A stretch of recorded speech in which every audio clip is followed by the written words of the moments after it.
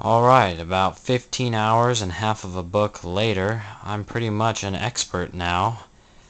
I went from yesterday never owning or even holding a 73, 76 style firearm. Now I'm pretty much an expert on how they work. I've spent the past 15 hours non-stop almost reading and working this action out, and I think I finally have a working firearm. I still have the one toggle link out of it, but I just wanted to show you guys how it works now that it's together. As you can see that I have re-blued all the areas that I worked. I ended up having to rework this area right here. I showed you in my previous video. It's now been totally re-blued. It's real smooth and no more hang-ups on the loading gate.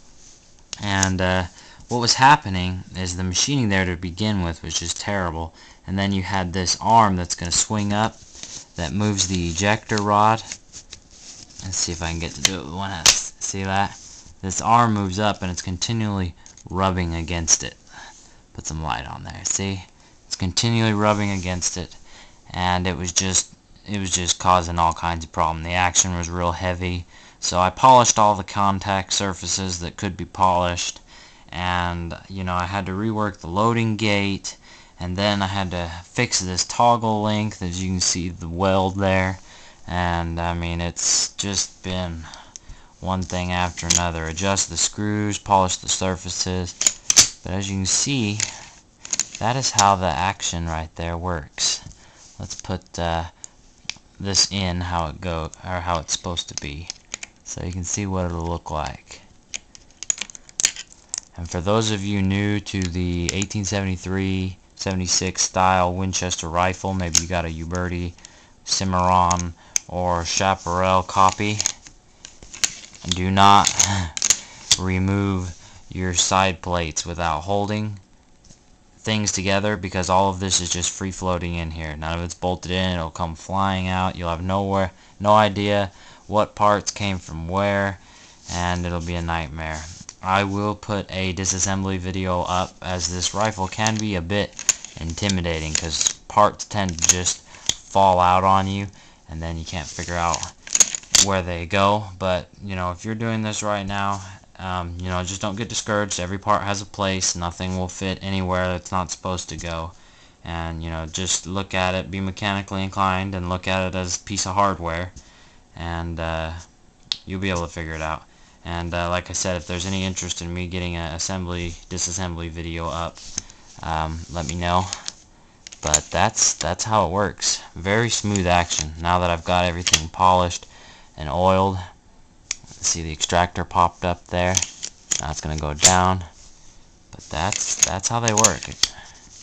So as you can see, it's just like I said, the bolt you can think of as your foot, and then your hips up here, and then here's your knee. And yep, that's how it works. So it's smooth as glass now, so I'm hoping that will be the last bit of issues that I have from that gun right there.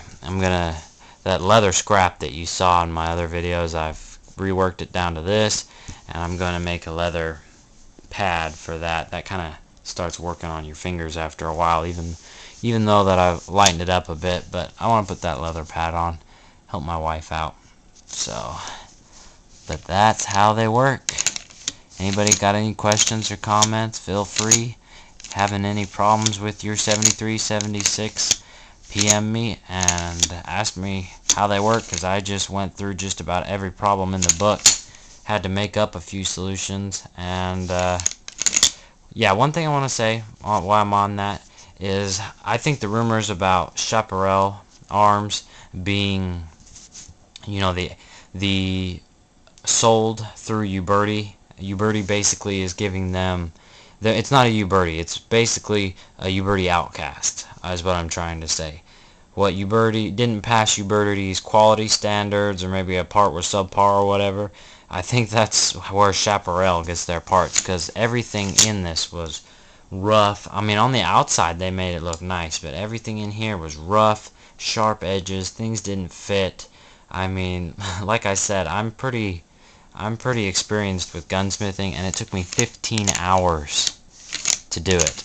Now, I had never played with this kind of gun before, and if I had to do this again, it'd take me half that time. But half of 15 hours is still a lot of hours. It probably would take me a little less than half. It's probably about, I'd say, 7 hours, not 7.5. So, but anyway, just so you know. But yeah, hopefully we'll get a shooting video up soon. And I'm rambling on, so I'll let you guys go.